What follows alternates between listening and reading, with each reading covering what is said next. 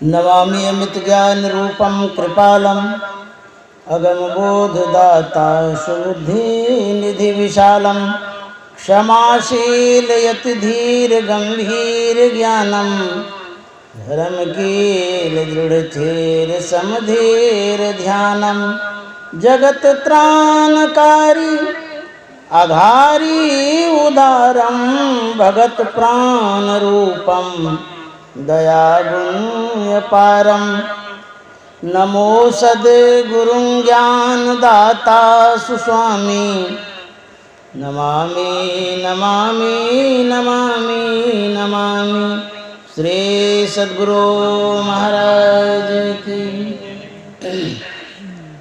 परमाराध्य सद्गुरु महाराज गुरुदेव महर्षि संत सेवी परमहंस जी महाराज मंचस्थ पूज्य महात्मागण इस गांव के पुण्यात्मा धर्मात्मा महान आत्मा सत्संग प्रेमी महान भाव माता एवं बहनों, हम लोग सत्संग की चर्चा सुन रहे थे, सत्संग के विषय में सुन रहे थे और हमारे बीच अरविंद बाबा आएंगे, यह बड़ी खुशी की बात है। उनका भी प्रवचन होगा।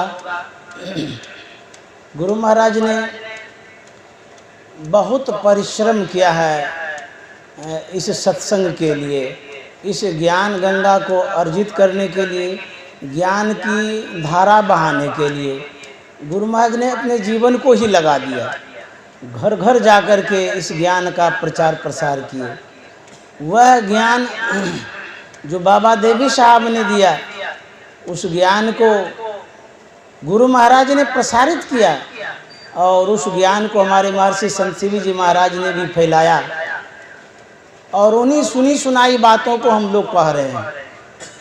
मैं कोई नई बात कहने के लिए नहीं आया, बल्कि जो संत मत में सुना है, संत वाणियों को जो समझा है, उसी आधार पर जो स्मरण में है वही कहने के लिए आया।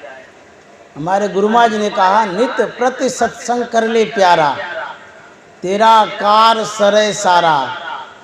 यदि प्रत्येक दिन सत्संग करेंगे खुशी मन से, प्रसन्न मन से, कहते हैं आपका जो लौकिक पारलौकिक काम है सो बनेगा। आपके अंदर में जो अज्ञानता है, जो भ्रम है, जो अंधकार है, वह दूर होगा। जो भौतिक संपदाओं की आवश्यकता है उसकी आपूर्ति होगी, जो आध्यात्मिक जीवन की आवश्यकता है उसकी भी पूर्ति होगी। इसलिए सत्संग की आवश्यकता है। सत्संग यदि करेंगे जीवन में सुधार होगा। हम भोजन करते हैं, पौष्टिक आहार लेते हैं, इससे हमारे शरीर में बल बढ़ता है। यदि सत्संग करते हैं तो मनोबल बढ़ता है। तो भोजन शरीर के लिए आवश्यक है और भजन मन को दृढ़ करने के लिए, मजबूत करने के लिए, सबल करने के लिए आवश्यक है। इसलिए संसार का भी काम करना है और अपने जीवन के लिए सत्संग भी करना है, ऐसा गुरु महाराज ने कहा है। कहते हैं तेरा कार सरे सारा, सब काम बन जाएगा। सारे कार्य का निर्णय करके धर चेतन धारा। गुरु महाराज कहते हैं दुनिया में सब काम है, खाना पीना कमाना बोलना चालना सब काम ही काम है। लेकिन कहते हैं दुनिया का जितना काम है उसमें जो सार काम है उसको निकाल लीजिए। सार काम मूल काम को कहते हैं, जिससे जीव का उद्धार होता है, कल्याण होता है। यदि सार काम नहीं जानते हैं कि क्या है नहीं है, तो गुरु महाराज बतलाते हैं धर चेतन धारा। चेतन धारा को पकड़ना ये सार काम है। कहाँ पकड़ेंगे? कहते पिंड के पारा। शरीर का दो भाग है, एक पिंड है, एक ब्रह्मांड है। तो कहते हैं ये पिंड जो भाग है वो अंधकार में है, चेतना वहाँ तक पसड़ी हुई है, लेकिन पकड़ नहीं सकते हैं। आँख से नीचे कहीं भी उस चेतन का सिमटाव नहीं हो सकता है, लेकिन आँख के पास हो सकता है, जिसको आज्ञा चक्र कहते हैं। वहाँ चेतन का सिमटाव होता है। धर चेतन धारा, मतलब चेतन धारा को पकड़िए। ये हाथ से पकड़ेंगे, कोई स्थूल वस्तु है नहीं। उनको पकड़ने के लिए गुरु युक्ति की आवश्यकता है, ध्यान की आवश्यकता है। चेतना फैली हुई है, बिखरी हुई है, पसरी हुई है। कहाँ? विषय में, संसार में। आँख से जहाँ तक हम देख पाते हैं वहाँ तक हमारी चेतना काम करती है, वहाँ तक पसार है। जैसे माइक अभी चल रहा है, ये विद्युत धारा का पसार है। कहीं से इसकी धाराएं हैं, मूल केंद्र कहीं है इनका, जहाँ से विद्युत प्रसारित होता है, यहाँ तक भी आया है। वही विद्युत माइक में भी काम करता है। जो विद्युत मूल केंद्र से प्रसारित हो रहा है, वहाँ यदि हाथ लगाइएगा तो जल के राख हो जाइएगा। लेकिन यहाँ तार में यदि हाथ सट जाता है, करंट लगता है, लेकिन मरते नहीं है। तो वो जो पसार है मूल केंद्र से बिखराव हो गया है, उसी तरह से हमारी जो चेतना है इसका बिखराव हो गया है पूरे संसार में, विषय में। समेटेंगे तब क्या होगा? जल की धाराओं को जब समेटते हैं, सिमटाव होता है, उसमें विद्युत उत्पन्न हो जाता है। सरकार ऐसा काम करती है कि जल संग्रह करके, जमा करके उससे विद्युत उत्पन्न करती है, उससे विशेष काम होता है। अब वैसे जल का ऐसे पसार होते रहता है खेतों में, गांव में, नदी नाला में, तो उससे विद्युत उत्पन्न नहीं होता है। उसी तरह से हमारी जो चेतना है इसका बिखार हो गया है, पसर गया है, इससे विशेष काम नहीं हो रहा है। काम होता है, खाने का काम करते हैं, कमाने का काम करते हैं, पढ़ने का काम करते हैं, देखने सुनने का काम करते हैं, काम तो हो ही रहा है। उसी चेतन धारा से आप काम कर रहे हैं। गुरु महाराज कहते हैं यदि इस चेतन धारा का सिमटाव हो जाए, समेट लीजिएगा, तब क्या होगा? कहते ज्योति जग जावे, विद्युत उत्पन्न होगा। ज्योति जग जावे, अति सुख पावे, सुख भी बहुत मिलेगा शब्द सहारे का। तो संसार के लोग विशेष रूप से विषय में ही इस चेतन को लगाते रहता है।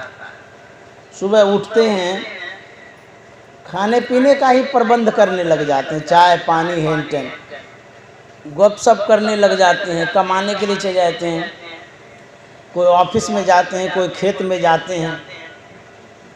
इस तरह से शाम हो जाती है। सिर्फ शरीर का प्रबंध आप कर पाते हैं, कमाते हैं शरीर के लिए, कपड़ा पहनते हैं शरीर के लिए, आवास बनाते हैं शरीर के लिए, आराम से सोते हैं शरीर के लिए करते हैं। सुबह से लेकर के शाम तक सिर्फ शरीर का प्रबंध करते हैं, चेतन का सिमटाव नहीं होता उसमें, लेकिन वेस्टेज में जाता है, फालतू में जाता है, सिर्फ शरीर सुख में जाता है। गुरु महाराज कहते हैं ये जो चेतना सुबह से लेकर के शाम तक शरीर सुख में लगी रहती है, कुछ काल के लिए भी ध्यान करिए, इसका सिमटाव करिए, तो इसमें सुख और शांति मिलेगी, समृद्धि होगी, वह अद्भुत सुख मिलेगा जो विषय में नहीं मिलता, संसार में नहीं मिलता है। कहते ज्योति जग जावे, अति सुख पावे, बहुत सुख मिलेगा शब्द सहारे का। प्रकाश होता है, शब्दानुभूति भी होती है। दृष्टि टिके, श्रुत धुन रमे। यदि दृष्टि का सिमटाव होता है, ये जो सूरत है ये शब्द में लग जाती है, इनको सुनाई देने लगता है। दृष्टि टिके, श्रुत धुन रमे, अस करु गुरु दाया, बिंदु में तह नाद बोले, रैन दिवस सुहावना। बिंदु ध्यान जब करते हैं वहाँ भी शब्दानुभूति होती है, लेकिन सबके पकड़ में नहीं आती। जिनका विशेष मन एकाग्र होता है, जिनके दृष्टि का विशेष सिमटाव होता है, वही पकड़ पाते हैं। इसीलिए गुरु महाराज कहते हैं ज्योति जग जावे, अति सुख पावे, शब्द सहारे का। लख बिंदु नाद तह त्रय बंद देके, सुनो सुनो में ही। गुरु महाराज कहते हैं 3 बंद करो, आँख, मुंह और कान त्रय बंद दे के सुनो सुनो में ही कहेंगे आँख बंद कर लेंगे तो काम कैसे होगा। टाइम से आँख बंद करिए। हर वक्त आँख बंद करेंगे तो संसार का काम हो ही नहीं सकेगा। तो गुरु महाराज कहते हैं समय निकाल निकाल करके आँख बंद करिए। जब हॉस्पिटलाइज होता है कोई भी, कभी भी हुए होंगे कोई, तो उस समय डॉक्टर यही कहता है कि इस मरीज को एकांत में छोड़ दीजिए, आप लोग चले जाइए बाहर, हम लोग देखभाल करेंगे। इसलिए हटा देता है। आँख जब देखने का काम करती है उसमें शक्ति लगती है। तो जो बीमार आदमी है, मरीज है, उसकी तो शक्ति छिन्न हो गई है, कमज़ोर हो गया है। तो डॉक्टर सोचता है कि इसको एकांत में रखेंगे तो देखेगा नहीं विषय, तो जो देखने की शक्ति वेस्टेज हो रही है, समाप्त हो रही है, वो संग्रहित हो जाएगी, जमा हो जाएगा। उसके बाद अकेले रहता था, आंख बंद करके मरीज सोने का कोशिश करता है, आंख बंद हो जाती है, देखना बंद हो गया, वहाँ कोई हलचल नहीं हो रहा तो सुनना भी बंद हो गया। अब बोलेगा किससे? कोई आदमी ही नहीं है, देखना सुनना बोलना बंद हो गया। जितनी इंद्रियां हैं इसका भी हलचल बंद हो जाता है। तो इससे क्या होता है, हमारे शरीर में जो शक्ति है वो संचित होती है, जमा हो जाती है। रात भर जब सोते हैं कहते हैं फ्रेश हो गए सुबह, तो रात भर शक्ति जब जमा हो जाती है तब आपके शरीर में बल विशेष महसूस होता है। आपके शरीर को अलग अलग अंग को, जैसे हाथ है, पैर है, नाक कान है, माथा है, सब अलग अलग व्यक्ति खींचने लगेंगे, आपको स्वाभाविक कमजोरी महसूस होगी, आप कुछ नहीं कर पाएंगे उसमें। 10 आदमी मिलकर के 10 तरफ खींचेगा, कोई बल महसूस नहीं होगा। और जब छोड़ देगा सब कोई खींचना, तब आपके शरीर में शक्ति आ जाती है, ताकत आ जाता है। उसी तरह से जितनी इंद्रियां हैं सभी शक्तियों को खींचती रहती है। आँख अपनी तरफ खींचती है, कान अपने तरफ खींचता है, हाथ अपने तरफ खींच रहा है, पैर अपने तरफ खींच रहा है, मन बुद्धि चित्त अहंकार अपने तरफ खींच रहा है। तो हमारी शक्तियाँ इतनी खींची चली जाती है कि विशेष काम हम नहीं कर पाते। इसीलिए गुरु महाराज कहते हैं जब ध्यान करेंगे, मन की एकाग्रता बढ़ेगी तो आपके शरीर में शक्ति भी आएगी, बल भी आएगा। और यदि विशेष चेतना का सिमटाव होगा तब क्या होगा, कहते हैं सिमटाव से ऊर्ध्वगति होती है। ऊर्ध्वगति मतलब ऊपर उठना होता है।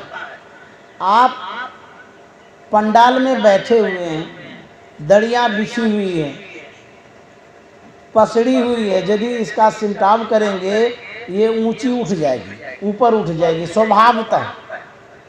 आप सिर्फ समेट रहे हैं लेकिन इसका ऊर्ध्वमुख हो जाएगा, ऊपर उठना स्वाभाविक हो जाएगा। तो कोई भी वस्तु जब ऊपर उठती है तो वो स्पेस लेता है, जगह ले लेती है, स्थान लेता है। तो कहते हैं जब दृष्टि का सिमटाव करते हैं, तो जब दृष्टि ऊपर उठती है तो अंदर में जो अंतराकाश है उसका ये भेदन करती है, आवरण हटता है, फटता है। तो पहला आवरण क्या, अंधकार का, तो अंधकार फट जाता है। ये सिमटाव से होता है। यही गुरु महाराज कहते हैं कि जब रोज ध्यान करेंगे, सत्संग करेंगे, तो लोक भी बनेगा, परलोक भी बनेगा। संत कबीर साहब की वाणी है, करु सत्संग भरम गर टूटे, करु सत्संग भरम गर टूटे।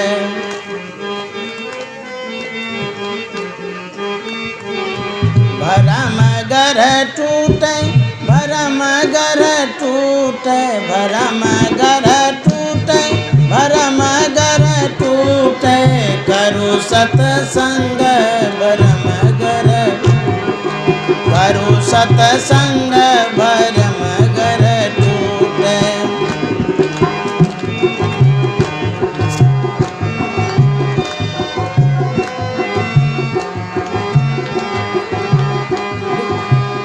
बिनु सत्संग किए दुख पावे, बिनु सत्संग बिनु सत्संग किए दुख पावे, पकड़ी पकड़ी जम लूटे भरम घर टूटे, पकड़ी पकड़ी जम लूटे भरम घर टूटे, करु सत्संग भरम घर टूटे।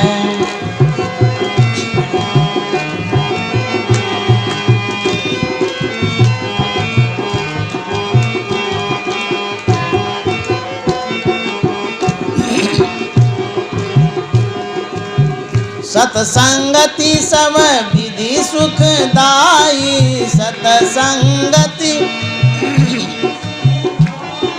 सत्संगति सब विधि सुखदाई, सत्संगति पाप गगरिया फूटे भरम घर टूटे, पाप गगरिया फूटे भरम घर टूटे।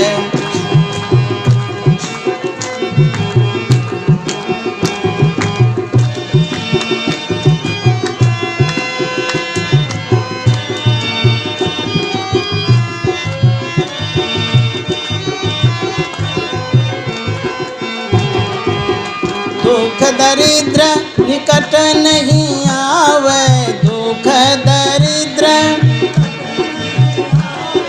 दुख दरिद्र निकट नहीं आवे, दुख दरिद्र काल जाल भ्रम छूटे भरम घर टूटे, काल जाल भ्रम करु सत्संग भरम घर टूटे, भरम घर टूटे भरम घर टूटे, भरम घर टूटे करु सत्संग भरम घर टूटे, करु सत्संग भरम घर।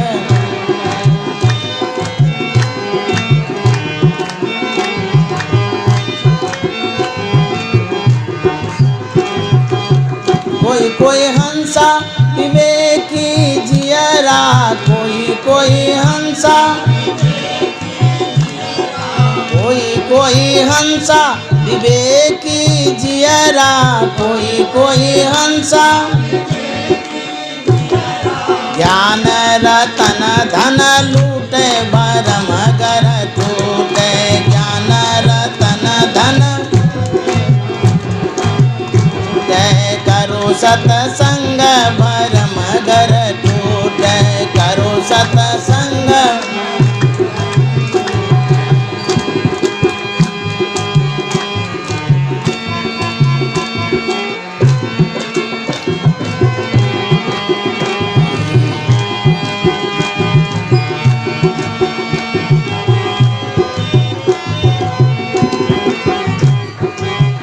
कहे कबीर सुनो धर्मदासा, कहे कबीर कहे कबीर सुनो धर्मदासा, कहे कबीर जन्म मरण भय छूटे भरम घर टूटे, जन्म मरण भय करु सत्संग भरम घर टूटे, करु सत्संग भरम। गुरु नानक साहब का सत्संग हो रहा था, जिसमें सभी वर्ग के व्यक्ति आया करते थे। जैसे हमारे गुरु महाराज सत्संग करते थे, वैसे गुरु नानक साहब भी करते थे। सभी धर्मों को माना जाता था, सभी धर्मों का सम्मान किया जाता था, सबके हित की बात वहाँ कही जाती थी। उसमें पढ़े अनपढ़, शिक्षित अशिक्षित, बूढ़े बच्चे जवान सबके सब आया करते थे। एक बालक आता था, बड़ा छोटा था। बराबर आने के कारण नानक साहब एक दिन पूछ दिए कि बाबू तू इतना छोटा है और मेरे सत्संग में बराबर आया करता है, तुम क्या समझता है? बड़े बड़े जो आदमी हैं ये तो समझदार हैं, मैं जो कुछ कहता हूँ वो समझते हैं, इसीलिए मेरे सत्संग में आ जाते हैं। तू इतना छोटा हो करके तुम क्या समझता है जो मेरे सत्संग में आ जाता है? वो बच्चा जवाब देता है, कहता बाबा जब मैं घर पर रहता हूँ, जिस समय मेरी माँ भोजन बनाती है तो मैं चूल्हे के पास बैठा रहता हूँ। मैं देखता हूँ माँ को, वो मोटी मोटी लकड़ियों को जब चूल्हे में डालती है तो देर से जलती है, जब पतली पतली टहनियों को डालती है तो जल्दी जल जाती है। यह देख करके मेरे मन में हुआ जो बड़े बड़े आदमी हैं वो तो मोटी मोटी लकड़ियों के समान हैं, वो तो देर से मरेंगे, जो नन्हे मुन्ने बच्चे हैं वो पतली टहनियों के समान हैं, वो जल्दी मर जाएंगे, इसीलिए मैं आपके सत्संग में आ जाता हूँ। बाबा नानक ने कहा वाह, वास्तव में सत्संग को तुमने ही समझा है। न बालक न यौवने न वृद्धि कछु बंध, वह अवसर नहीं जानिए जब आए परे जमफन। इस जीवन का क्या ठिकाना है, कब कूच कर जाएंगे, कभी संसार से चले जाएंगे, किसी को पता नहीं है, लेकिन एक दिन जाएंगे ये जरूर पता है, क्योंकि सबको मरते हुए हम लोग देखते हैं। रोज कोई न कोई गांव में, समाज में, शहर में मरता है। यह जरूर बोध होता है कि एक दिन मरेंगे, लेकिन किस दिन मरेंगे इसका निर्धारण नहीं हो पाया। समय नियुक्त नहीं किया गया कि इस समय मरेंगे। काल अचानक मारसी ज्यों तीतर को बात, अचानक मृत्यु हो जाएगी, किसी समय शरीर छूट सकता है। इसीलिए हमारे गुरु महाराज जब शरीर छोड़ रहे थे, अंतिम सांस में अंतिम उपदेश दे रहे थे। गुरु महाराज ने देखा ये जो मेरी सांस है बिना उपकार का यूं ही क्यों जाने देंगे, तो संसार का अंतिम सांस से भी सेवा करते हुए गए गुरु महाराज। उन्होंने क्या कहा, सुकृत कर ले, नाम सुमर ले, को जाने कल की, जगत में खबर नहीं पल की। कहता शुभ कर्मों को कर लीजिए। शुभ कर्म क्या है? तो कहते हैं नाम सुमर ले, भगवान का नाम, परमात्मा का नाम, ईश्वर का नाम। यह जो नाम है, कहता इसका स्मरण कर लीजिए, ये काम आएगा, नहीं तो यूं ही शरीर चला जाएगा इस संसार से। कहते हैं कि यदि नाम नहीं लिए, सिर्फ संसार का काम में लगे रहे, अंतिम में क्या होगा? तो संत कबीर साहब ने बड़ा अच्छा कहा है, नाम हरि का जप ले बंदे, फिर पीछे पछताएगा। नाम हरि, बढ़िया से बजे,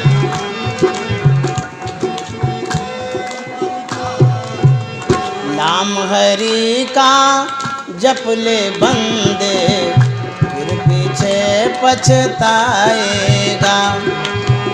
नाम हरि, बांध के बजाई, बांध के, नाम हरि का जप ले बंदे, फिर पीछे पछताएगा। नाम हरि का जप ले बंदे, फिर पीछे पछताएगा। कबीर साहब ऐसा क्यों कह दिए कि फिर पीछे पछताएगा? इसलिए कह दिए कि यहाँ से कुछ लेकर के कोई नहीं जाता है। जो भी आपकी थाती है, जमा है, पूंजी है, संपत्ति है, संतति है, जो कुछ भी है, ये सिर्फ शरीर भर के लिए है, शरीर सुख के लिए, परिवार शरीर सुख के लिए, संपत्ति शरीर सुख के लिए है। लेकिन शरीर जब छूटता है, कहते हैं शरीर तो यहीं जल करके राख हो जाता है, तो यहाँ की संपत्ति कैसे साथ में जाएगी। यह जो शरीर है, यह शरीर जल करके राख हो जाता है। हम समाज में देखते हैं ना, जब लाश को ले जाते हैं स्मशान घाट, वहाँ जलाया जाता है, कुछ भी रहने नहीं पाता है, सब पूरा जल जाता है। तो जब सब जल जाता है तो साथ में क्या जाएगा? संसार की जितनी वस्तुएं हैं सब स्थूल है। यदि आपके साथ लगा भी दिया जाएगा तो नहीं ले जा सकते हैं, कुछ भी नहीं जाएगा साथ में। एक शिक्षिका थी, गांव समाज में स्कूल था, वो पढ़ाने के लिए बराबर जाती थी। उनको कुछ पैसा हुआ, अपने शरीर का जो है जेवर खरीद करके पहन लिया, कान में, नाक में, हाथ में, जहाँ भी पहनने का था। लेकिन वो सोना चांदी का नहीं था, गिल्लट वाला था। देखने में लगता था कि ये सोना ही है। कोई बदमाश था, उनकी नज़र पड़ गई। उन्होंने देखा ये शिक्षिका कमाती बहुत है, बहुत पैसा इसके पास हो गया है, तब तो इतना गहना पहनी है, लूट लेंगे, हम अमीर बन जाएंगे। एक दिन ताक में रहा, कुछ फांका जगह था, जंगल टाइप का था। शिक्षिका अकेली जा रही थी, घेर लिया बदमाश, बोला गहना उतारो। तो शिक्षिका के मन में कोई बात नहीं, उतार देते हैं, सोना का थोड़ा है। वो सब गहना उतार दिया, चोर ले लिया, बड़ा खुश हुआ, आज तो मालो माल हो गए हम। शिक्षिका खुशी खुशी चली गई स्कूल। बोले फिर खरीद लेंगे, इसमें क्या है, लेने दीजिए जो ले लिया। कभी कभी सत्य बात में भी संशय होता है। चोर चोरी किया था सोना समझ करके, लेकिन संशय ये होता है हो न हो सोना है कि नहीं है। तो वो गया सोनार के पास, सोनार से कहता है ये जो जेवर है थोड़ा सा इसको चेक करिए तो सही है कि नहीं है।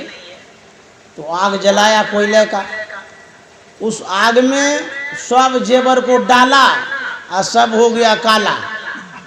बोले ये कहाँ से ले आए हैं, ये तो सब गिल्लट है। बोले हाँ गिल्लट है। बोले आप तो ठगे गए। वो चोर काहे के लिए कहेगा हम चोरी करके लाए। इतना गुस्सा उठा, बेवकूफ़ कहीं की ये गिल्लट पहनती है, हम तो सोचे शिक्षिका है, सोना सोना पहनी होगी, ये तो हम ठगे गए। अच्छा ठीक है, गुस्सा से वहाँ से उठा, उसी रास्ते पर इंतजार करने लगा, शाम को लौटबे करेगी पढ़ा करके, आज उसको धो देंगे। वो अकेली आ रही थी, फिर घेर लिया उसको, देखा वही बदमाश। बोले अब क्या हो गया? बोले अब क्या होगा, अभी तो होगा, तुम गिल्लट पहनती है। बोले हमारे पास जो रहेगा वही नहीं पहने। बोले तुम्हारे पास इतना पैसा है और तुम गिल्लट पहनती है, हम तो सोचे सोना पहनी है। मारा तमाचा खूब कस के, इतना मारा बेचारी खूब रोने लगी और मार करके उसको छोड़ दिया। वो चली गई घर। यदि असली पहनते तो सोना के दुख में तो रोना ही पड़ता, और नकली जो पहने उसमें भी मार भी लगी, रोना पड़ा।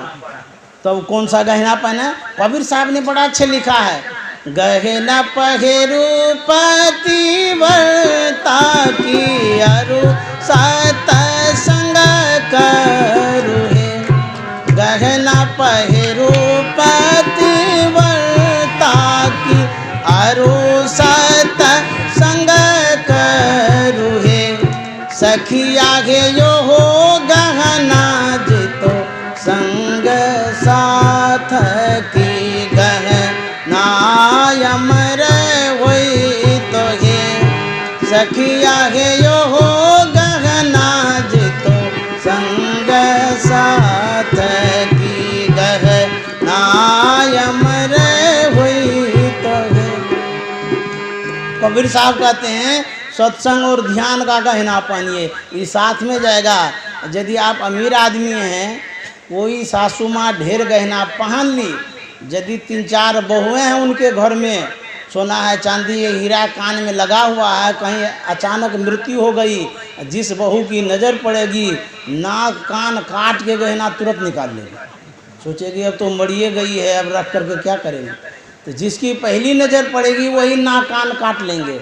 यदि नाक कान कटाना होगा तो पहनिएगा, नहीं तो इस सत्संग वाला गहना पहनिएगा। कहते हैं ये जो सत्संग है ये आपके साथ जाएगा, शरीर के साथ नहीं जाएगा, शरीर जल करके राख हो जाएगा। तो कबीर साहब कहते हैं तू कहता है मेरी काया, काया का गुमान क्या, तू कहता है मेरी काया, काया का गुमान क्या, चांद सा सुंदर ये तन तेरा मिट्टी में मिल जाएगा, चांद सा सुंदर ये तन तेरा मिट्टी में मिल जाएगा। नाम हरि का जप ले बंदे फिर पीछे पछताएगा, नाम हरि का जप ले बंदे फिर पीछे रावण मरणासन्न अवस्था में युद्ध भूमि में पड़ा हुआ था, अंतिम सांस गिन रहा था, अब मरेगा कि तब मरेगा। भगवान श्री राम के मन में हुआ कि रावण बड़ा नीतिज्ञ है, कुछ न कुछ उनसे युक्ति सीख लेनी चाहिए। इस भावना को लिए भगवान श्री राम ने अनुज लक्ष्मण से कहा कि लक्ष्मण रावण मरने वाला है, उनके पास तुम जाओ, राजनीति की बात सिखाओ। बोले क्यों? भगवान श्री राम ने कहा अब अयोध्या जाएंगे, वहाँ के राजकाज को संभालेंगे, उसमें राजनीति की आवश्यकता पड़ेगी, रावण बड़ा नीतिज्ञ है। अरे यदि गुण है दुश्मन के पास भी तो लेने में क्या हर्ज है। भगवान श्री राम मर्यादा पुरुषोत्तम थे, जबकि उनकी धर्मपत्नी का अपहरण वो किए हुए थे। गांव समाज में कहते हैं उनका तो हम मुँह नहीं देखेंगे, वो अच्छा आदमी नहीं है, वो तो गाली देता है, मारपीट करता है, बड़ा बदमाश है। लेकिन भगवान श्री राम का तो नहीं, यदि उनके पास आपके जीवन के उपयोगी चीज़ है, काम का चीज़ है, कल्याण का चीज़ है, तो उससे भी ले लीजिए किसी तरह से। ये सिखा रहे हैं भगवान श्री राम। लक्ष्मण जाता है रावण के पास, रावण जब देखता है लक्ष्मण को, कहता कि इस घड़ी में अब क्या लेने के लिए आए हैं, अब तो मेरी सांस जा रही है, सब कुछ तो हो गया धराशायी, हम तो मरने वाले हैं, अब क्या करने आए हैं आप। बोले कि मैं कुछ करने नहीं आया हूँ, बल्कि भगवान श्री राम ने भेजा है आपके पास कुछ नीति के बात सीखने के लिए, जो आपको आता है बता दीजिए, मैं चला जाऊँगा। बोले भगवान श्री राम कहाँ हैं? बोले वो अपने शिविर में हैं। बोले उनको भी बुला के लाइए। तो वो भगवान श्री राम के पास गए, भगवान श्री राम से कहते हैं कि आपको भी रावण बुला रहा है। तो अब वो भी आ गए। तो रावण कहता है कि क्यों आ गए आप इस घड़ी में, क्या आपको आवश्यकता पड़ गई? बोले कि मुझे कुछ नीति की बात सिखा दो, तुम बड़ा नीतिज्ञ है, मैं अयोध्या जाऊंगा, राजकाज संभालूंगा, वहाँ नीति की आवश्यकता पड़ेगी। रावण ने कहा मैं इस लंका भर के नीति को जानता हूँ, इस लंका भर के राज्य को संचालित करता हूँ, इस लंका भर के संचालन का ज्ञान मुझे है, और आप इतने बड़े महानीतिज्ञ हैं, आप तो पूरे विश्व को संचालित करते हैं, आप मुझसे नीति की बात सीखने नहीं आए हैं, मेरे जैसे पतित का दर्शन दे करके उद्धार करने आए हैं। भगवान श्री राम ने कहा कि तुम बता तो दो कुछ भी। भगवान श्री राम ने जब कहा तो रावण कहता है यदि मुझसे सुनना ही चाहते हैं तो अंतिम घड़ी में मेरा जो अनुभव है मैं व्यक्त करता हूँ, सुन लीजिए। बोले बताओ। रावण कहता है कि मैं नरक गया था एक बार, नरक वासियों की यातनाओं को देख करके मेरे दिल में बड़ी वेदना हुई, दुख हुआ, तकलीफ हुई, बहुत कष्ट हुआ देख करके कि नरक वासियों को इतनी यातनाएं दी जाती, इतना दुख दिया जाता है। ऐसा करते हैं नरक से स्वर्ग तक सीढ़ी बना देते हैं, न रहेगी बांस न बाजेगी बांसुरी, सब नरकवासी चला जाएगा, स्वर्ग सुख आनंद से रहेगा। रावण कर सकता था, लेकिन मति भ्रम हो गया, बुद्धि भ्रमित हो गई। जिस शुभ काम को उस समय करना था उसके मन में वो अभी क्या है, हम कभी भी कर सकते हैं, उसको टाल दिया। एक बार वो गया समुद्र के किनारे, वहां समुद्र के जलराशियों को जब देखा, विशाल जलराशि है, लेकिन वो जल किस काम का जो खाड़ा है। रावण के मन में होता है यदि ये शुद्ध पेय हो जाएगा, क्षीर साई यदि ये बन जाए, जीव जंतु मानव सबके कल्याण में आएगा, सबके काम में आएगा।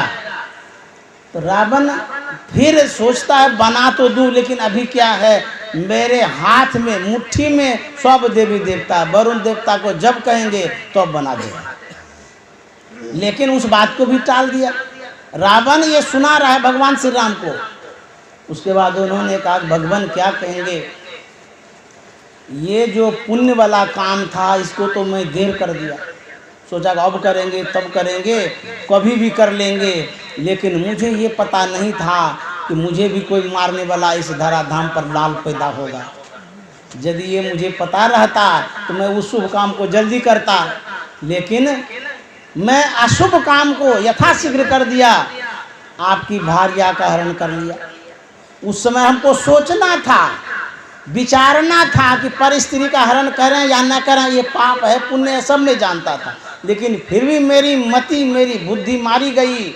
मैंने आपके पत्नी का हरण किया, ये बहुत बड़ा पाप किया, और वो अशुभ काम ऐसा हुआ कि मेरा तो विनाश हुआ ही हुआ, पूरा लंका का विनाश हो गया। मेरा अनुभव कहता है कि शुभ काम को शीघ्र कर लेना चाहिए, और नहीं तो यदि टालते टालते टाल गए और सांस निकल गई तो वो शुभ काम हो नहीं सकेगा। तब अब पछताए होत क्या, जब चिड़िया चुग गई खेत, आछे दिन पाछे गए, हरि से किया न हेत। पछताना न पड़े, इस काम को कर लीजिए। कबीर साहब कहते हैं, वहां से क्या तू लाया बंदे, यहाँ से क्या ले जाएगा, वहाँ से क्या तू लाया बंदे, यहाँ से क्या ले जाएगा। मुट्ठी बांधे आया जग में, हाथ पसारे जाएगा। मुट्ठी बांधे आया जग में, हाथ पसारे जाएगा। नाम हरि का जप ले बंदे, फिर पीछे पछताएगा।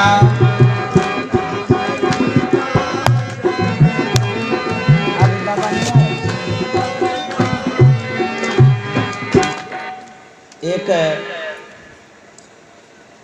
बहुत बड़ा योद्धा हुआ है जिसको विश्व विजयी भी कहा जाता है। आप लोग इतिहासों में पढ़े होंगे, सुने होंगे, सत्संगों में भी उनका नाम सुनने को मिला होगा। उसका नाम था सिकंदर। कितना बड़ा योद्धा था, कएक देश को जीत करके अपने देश में मिला लिया। कितनी संपत्ति उनके पास होगी सोच भी नहीं सकते हैं, अगाध संपत्ति। बहुत बड़ा वो आदमी था। जब उनकी लालसा पूरी नहीं हुई, मन में लालच बड़ा था, और संपत्ति हो और संपत्ति हो, तो लालच क्या नहीं करता है, गड्ढे में डाल देता है। वह सिकंदर अपने गुरु जी के पास गया। उनसे उन्होंने कहा कि गुरुदेव, मैंने सुना है कि भारत सोने की नगरी है, अगाध संपत्ति है वहाँ पर, यदि वो कब्जे में हो जाए तो हम सबसे बड़े आदमी कहला जाएंगे। सब सोना चांदी मेरे जिम्मे हो जाएगा। उनके गुरुजी ने कहा, सिकंदर, भारत सिर्फ सोने की ही नगरी नहीं है, बल्कि वो संतों की भी नगरी है। वहाँ एक से एक संत रहते हैं, ऋषि रहते हैं, मुनि रहते हैं, सिद्ध पुरुष रहते हैं। यदि तुम्हारी ये लालसा है कि वहाँ के संपत्ति पर आधिपत्य जमा लूं, तो मेरी एक बात तुम जरूर रखना। बोले बताइए। तो वहाँ जब जाना तो वहाँ के संतों से जरूर मिलना, प्रणाम करना, आशीर्वाद लेना, क्योंकि एक से एक संत ऋषि मुनि महात्मा है। यदि आशीर्वाद तुमको मिल गया, संपत्ति से जितना तुम कल्याण नहीं कर पा रहे हो, एक संत के शब्द से तुम्हारा कल्याण हो जाएगा। उनके गुरुजी ने कहा, एक व्यक्ति था जिसका नाम था कारोदास, कारो शाह। बहुत बड़ा आदमी था, इतना बड़ा आदमी था, उस समय उनके पास बहुत संपत्ति थी। एक सुलोमन संत आए, ऐसे भिक्षाटन के ख्याल से आए थे, कुछ मांगने के ख्याल से। तो साधु महात्मा तो किसी के दरवाजे में चले जाते हैं, लेकिन जो संपत्ति वाले होते हैं, धनवान होते हैं, तो लोग भी बता देते हैं कि फलाने जगह जाइए, वहाँ ज़्यादा भिक्षा मिल जाएगी। तो जब कारो शाह का नाम सुना तो सुलोमन संत चले गए उनके दरबार में। जब दरबार में पहुँचे तो जो सेठ जी था, उस सेठ जी ने कहा, ए संत सुलोमन, मैंने जो कुर्ता पहन रखा है, ऐसा कुर्ता किसी को है, किसी के पास है इतनी बेशकीमती? संत तो निर्भीक होते हैं, निडर होते हैं, उनको डर किसका। उन्होंने कहा, है कारो शाह, अरे एक से एक धनाढ्य व्यक्ति इस धराधाम पर हैं, तुमने कुर्ता ये क्या पहना है, इसे भी विशेष पहनने वाले कोई होंगे। वो नास्तिक था कारो शाह सेठ जी। उसके बाद फिर उन्होंने कहा कि मेरे पास जितनी संपत्ति है उतनी संपत्ति किसी के पास नहीं हो सकती। संत सुलोमन ने कहा कि नहीं, एक से एक संपत्ति वाले हैं, तुमसे भी विशेष संपत्ति किसी के पास होगी। उसकी बड़ाई नहीं हुई, बड़ा दुख हुआ, कुछ भी दान में नहीं दिया, गुस्सा से, हमारी बड़ाई भी नहीं की, इसको कुछ भी नहीं देंगे। संत जो सुलोमन थे वो चले गए। ऐसा संजोग होता है, कोई दूसरा बादशाह इस सेठ जी पर चढ़ाई कर दिया, चढ़ाई किया, पराजित हो गया, हार गया, कब्जे में कर लिया, इस कारो दास को ले गया अपने राज्य में बंधक बना करके। वो जो राजा था उसने कहा, इस कारो को कौन सी सजा मिलनी चाहिए। जितने दरबारी थे एक स्वर में सब ने कहा, इसको आग में जला दीजिए। राजा भी मान गया, बोला ठीक कहते हो, जला दो इसको, रख करके क्या करेंगे, इसकी संपत्ति मेरे कब्जे में आई गई है, बहुत ऐसा है, बहुत बदमाश है, इसको जला करके राख कर दो। अग्नि प्रज्वलित की गई। जब धधकने लगी आग, उस जलती हुई आग में उस कारो सेठ को लोग उठाया और फेंकने लगा।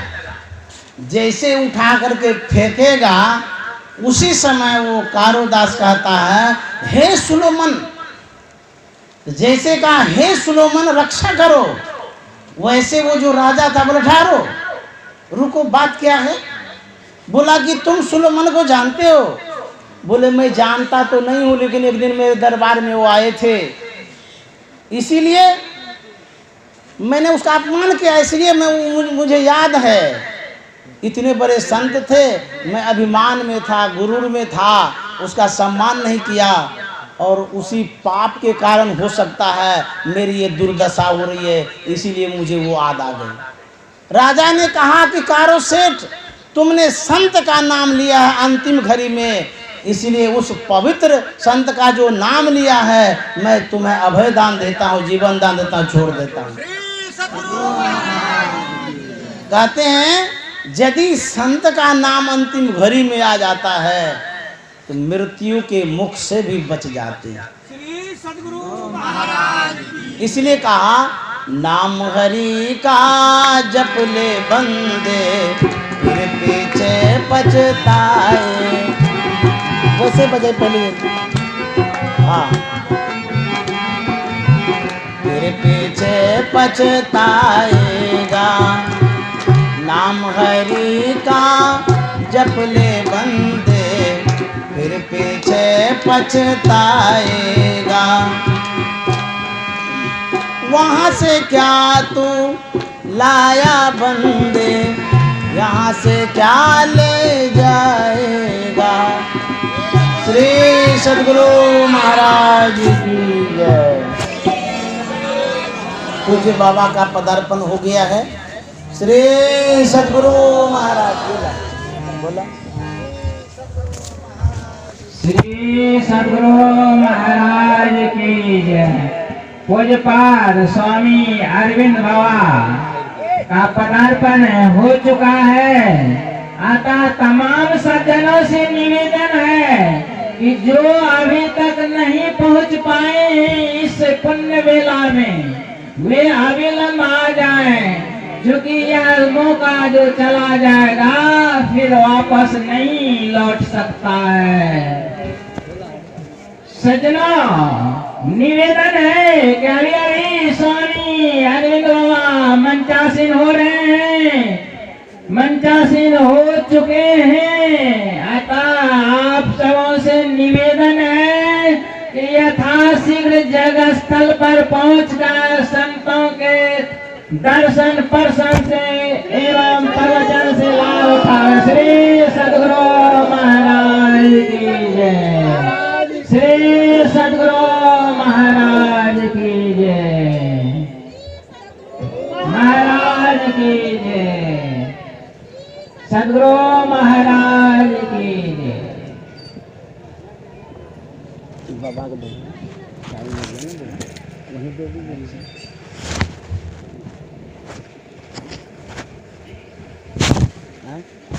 वहाँ दीजिए ना। हम अब बहुत देर से कहे छी, 9 बजे 6 मिनट बाद। श्री सद्गुरु इसको कसी। श्री सद्गुरु महाराज की, श्री सद्गुरु महाराज की। अभी हम लोग पूज्य बाबा का दर्शन कर रहे हैं। जब ध्रुव ही दीन दयाल राघव तब साधु संगति पाई, और जब साधु संगति पाई तब जेहि दरस परस समागमादिक पाप राशि नसाई। जन्मों जन्म का जो पाप है उसका नाश होता है दर्शन करने से।